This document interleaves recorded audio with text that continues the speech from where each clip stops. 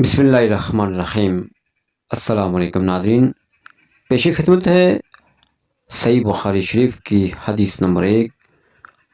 حضور نبی اکرم صلی اللہ علیہ وآلہ وسلم کا فرمان عالی شان ہے کہ تمام اعمال کا دار و مدار نیت پر ہے، اور ہر عمل کا نتیجہ ہر انسان کو اس کی نیت کے مطابق ہی ملے گا۔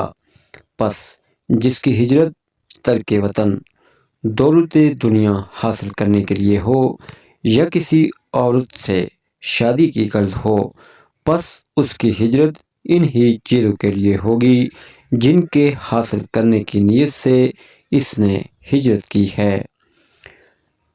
ایک شخص حارث بن حشام نے نبی اکرم صلی اللہ علیہ وآلہ وسلم سے سوال کیا تھا کہ یا رسول اللہ، آپ پر وحی کیسے نازل ہوئی؟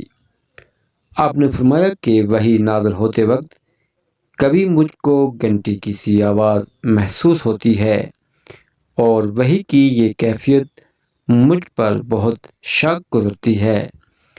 جب یہ کیفیت ختم ہوتی ہے تو میرے دل و دماغ پر اس فرشتے کے ذریعے نازل شدہ وحی محفوظ ہو جاتی ہے، اور کسی وقت ایسے ہوتا ہے کہ فرشتہ بشکل انسان میرے پاس آتا ہے اور مجھ سے کلام کرتا ہے، پس میں اس کا کہا ہوا یاد رکھ لیتا ہوں۔